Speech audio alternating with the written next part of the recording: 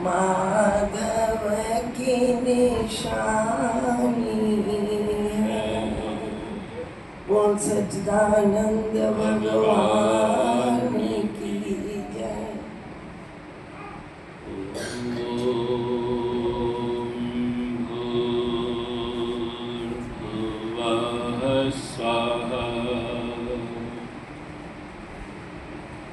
तत्सवितुर्वरेण्यं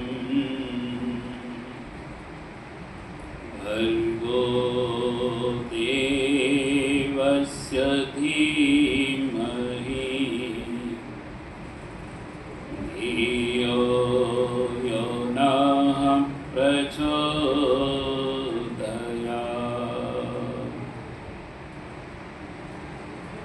सब घट माहिरम रया विरला बूझे कोई, सोई बूझे ओम को, जो ओम सने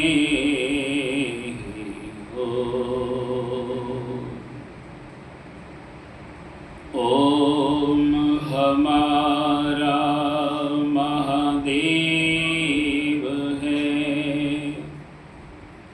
वेद हमारा धर्म, आर्य हमारा नाम है,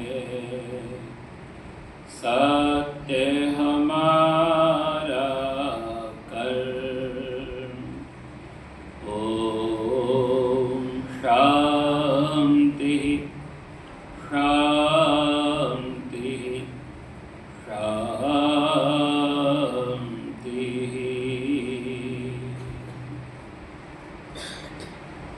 सत्संग के अध्यात्म सत्यार्थ सत्संग की वेला में सम्मुख समुपस्थित श्रद्धा व करुणा से उत्प्रोत पूज्य माता इंदुपुरी जी, सम्माननीय अन्नपूर्णा मातृशक्ति देवकी दुलारी भद्र प्रिय सज्जन,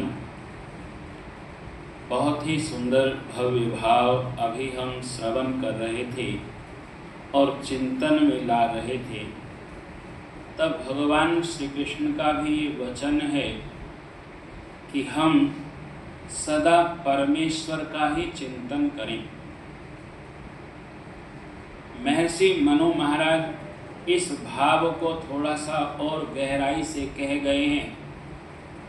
जब मानव संविधान वो बना रहे थे तब वो लिखते हैं कि प्रातः काल बहुत जल्दी शीघ्र उठकर क्या करें। किसी ने ये प्रश्न किया उनसे, और जब प्रश्न किया तो उसका वो समाधान देते हैं कि प्रातः काल जल्दी उठ करके सबसे पहले धर्म का चिंतन करो कि आज तुम्हें धर्म के कौन कौन से कार्य करने हैं, क्या क्या धर्म है और कैसे कैसे वो धर्म बढ़ेगा, ये चिंतन किया करो।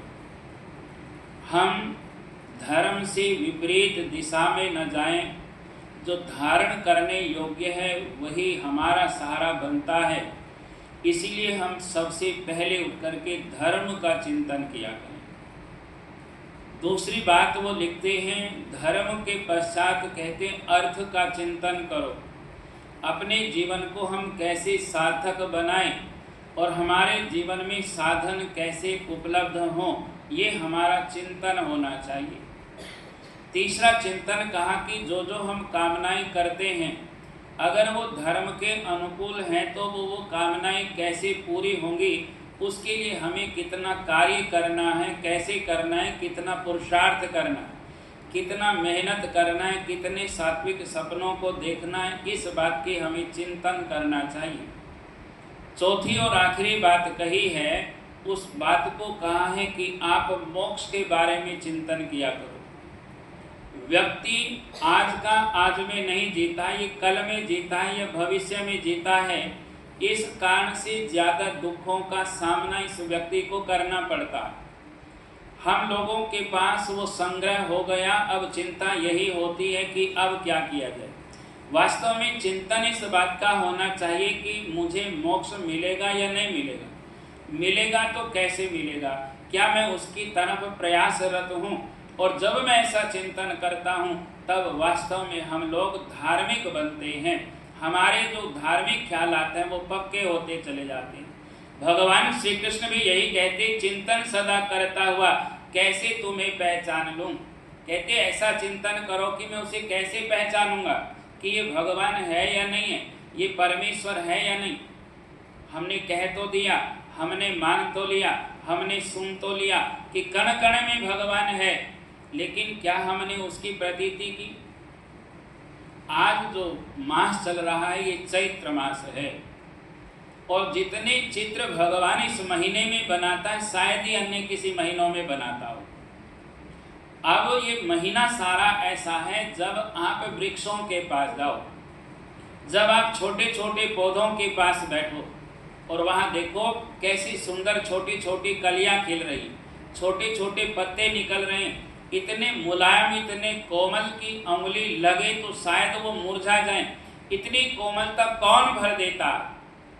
आप विचार करिएगा, क्या मैंने इस पत्ते को बनाया, क्या मैंने इस कली को खिलाया, क्या ये रंग बिरंगे फूल मैंने खिलाए, क्या कभी मैंने इन पौधों को पानी दिया, क्या मैंने कभी आकर इनकी सेवा की। पता लगता है कि नहीं, इनमें से कोई भी काम मैंने नहीं किया। तब पता लगता है कि फिर कौन करता है। फिर चिंतन जाता है उस परमात्मा पर, बस ऐसे फिर उसकी पहचान हो जाती है। इसलिए कहते हैं ये जो प्रकृति है ये हमारी माता है, और माता जैसे बच्चों को दुलार करती है, प्रकृति माता भी वैसा दुलार हमसे करती है। इसलिए हमें चिंतन में इस प्रकृति के पीछे का जो रहस्य वो परमात्मा है, ये जानकर अपने जीवन को आनंद से सराबोर करना चाहिए।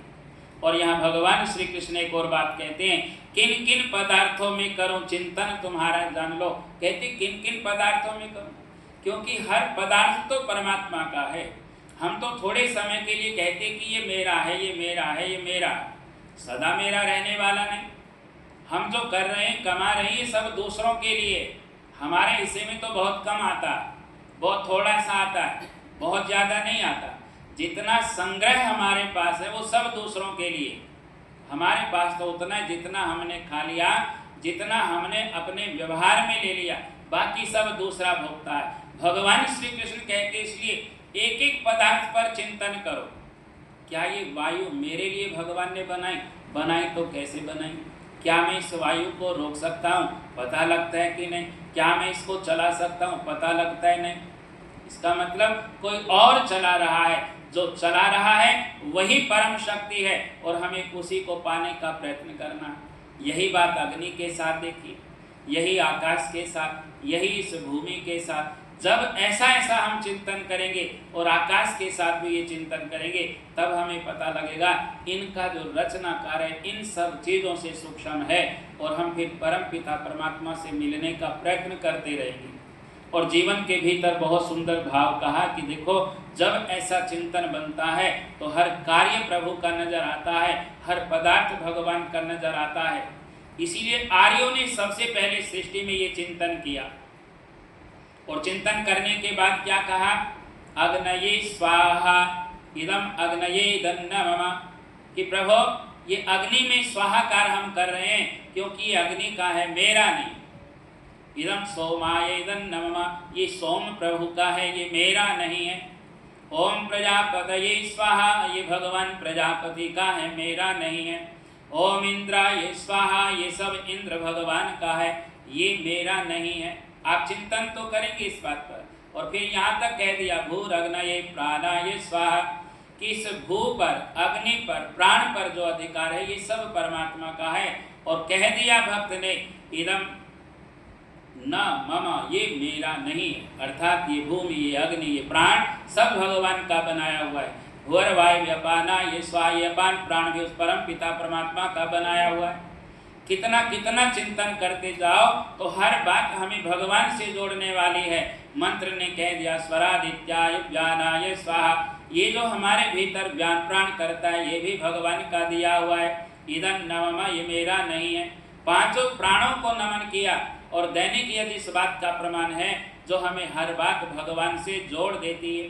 और ये 16 आहुतियाँ वास्तव में हमारे शरीर में जो 16 तत्व उनकी गिनती गिनाता है और हमें भगवान के साथ जोड़ देता है।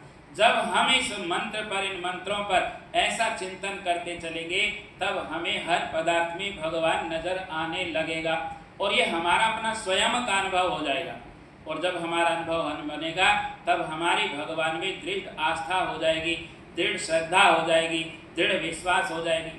और इसीलिए फिर ये भाव कहते हैं ना, वृद्धि आस्तिक भाव की शुभ मंगल संचार। कहते फिर शुभताओं का संचार होगा जब आस्तिक भाव बढ़ेगा। इसलिए हम लोगों को आस्तिक भाव में रहना है, आस्तिक भाव को बढ़ाना है। और ये तभी बढ़ेगा जब हम हर पदार्थ को भगवान का मानेंगे। व्यक्ति तभी सुखमय रहता है, अन्यथा दुख बढ़े है, परेशानी बढ़ी है। कहते हैं महाराज शिवाजी एक बार किला बना रहे थे। किला बनाते बनाते बड़ा अहंकार हुआ। अहंकार इस बात का हुआ तो अपने गुरुजी को बुला कर के लाए, गुरुदेव मेरे संग चलो। कहते चलो। तो कहते गुरुजी जब आए साथ में तो अब इशारे कर कर के शिवाजी ये बताता है अपने गुरुजी को, देखो गुरुजी मैंने ये किया, मैंने ये किया, मैंने ये किया। देखो कितने मजदूरों का पेट पालन में कर रहा हूँ, कितने लोगों को मैं रोटी खिलाता हूँ, कितनों के लिए मैं साधन उपलब्ध करवा रहा हूँ। अब गुरुजी ने भाप लिया कि शिवाजी शिवाजी नहीं रहा, ये तो लाइन से उतर रहा है, ये तो धर्म से हीन हो रहा है, धर्म से दूर जा रहा है। एक प्लान बना दिया बहुत तेजी के साथ कि शिवाजी आपको मेरे साथ घूमने चलना है। गुरुदेव जैसी आज्ञा। ले गए ऊंचे पहाड़ पर, वहां से कहते एक पत्थर उठवाया और पत्थर जब उठाया तो देखा वहां भी एक चींटियों का झुंड था। कहते एक चींटी उठा और जब पत्थर तोड़ा गया तो कहते हैं उस पत्थर के बीच में चींटी थी, एक कीड़ा था और उसके मुंह के भीतर कुछ रखा हुआ था, साथ ही थोड़ा सा जल रखा हुआ था। अब शिवाजी को देख कर के कहने लगे अब बता क्या इस चींटियों को, इस कीड़े को तू दे करके गया था? वो कहता है गुरुदेव मैं तो यहाँ आया ही पहली बार हूँ, मैं कैसे दे करके जा सकता हूँ, ये मैंने नहीं दिया, ये तो सब भगवान का किया कराया है। समझा दिया और समझाने के बाद कहते अब से राज्य तेरा नहीं, अब से राज्य मेरा हुआ। वहीं लिखवा लिया और लिख करके अपने झोले में डलवा दिया। और डलवाने के बाद कहते हैं देखो ये राज्य मैं तो नहीं करूँगा, काम तुम्हें ही करना है, मैं तुम्हें ये अधिकार देता हूँ, तुम राज्य करो। और माता और सज्जनों फिर शिवाजी ने अपना अधिकार नहीं माना कि ये राज्य मेरा है, ये कार्य मेरा है, ये लोग मेरा है, ये मान करके कि राज्य गुरु जी का है, मैं उनका सेवक हूँ, इस काम को कर रहा है। और फिर कभी भी अहंकार उनके जीवन में नहीं आया। सो इन छोटी छोटी बातों से हम अपने जीवन को परमात्मा के साथ जोड़ें, क्योंकि हर कार्य प्रभु का है, हर काम वही कर रहा है। इसीलिए कहा तेरी सत्ता के बिना हे प्रभु मंगल मूल, पत्ता तक हिलता नहीं, खिले न कोई फूल। और हम भी यही गा रहे हैं, हमने आनंद पाया है तेरा धन्यवाद प्रभु, हमने आनंद पाया है तेरा धन्यवाद प्रभु, हमने आनंद पाया है तेरा धन्यवाद प्रभु। स्थिर मन में ज्योति जगाई, स्थिर मन में ज्योति जगाई, बुद्धि में निश्चलता है जी समाई, बुद्धि में निश्चलता है जी समा। आनंद आत्मा में आया है तेरा धन्यवाद प्रभु, आनंद आत्मा में आया है तेरा धन्यवाद प्रभु, हमने आनंद पाया है तेरा धन्यवाद प्रभु, हमने आनंद पाया है तेरा धन्यवाद प्रभु। गहरी श्वासों पर भगवान के नाम का जप करते ध्यान धरेंगे।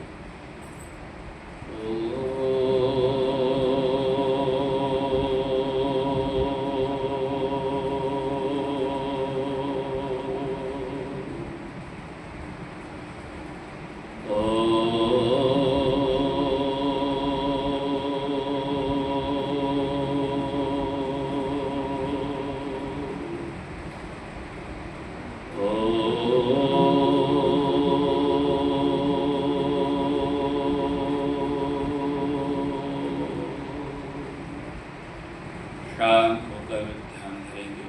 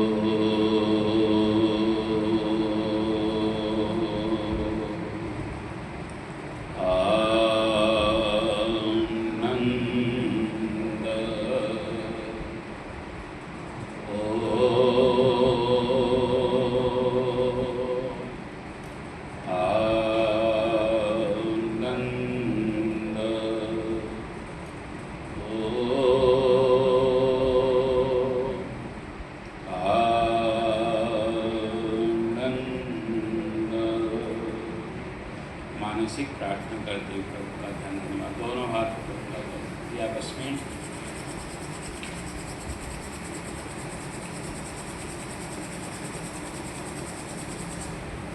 को आंखों को खोलेंगे। ओम द्यौ शांतिरंतरिक्षगं शांति पृथिवी शांतिराप शांतिरोषधया शांति वनस्पतयः शांतिर्विश्वे देवा शांति ब्रह्मा शांति सर्व शांति शांतिरेव शांति सामा शांतिरेधि। ओम शांति शांति शांति। बोले सच्चिदानंद भगवान की। धर्म की अधर्म का प्राणियों में विश्व का वैदिक ध्वनि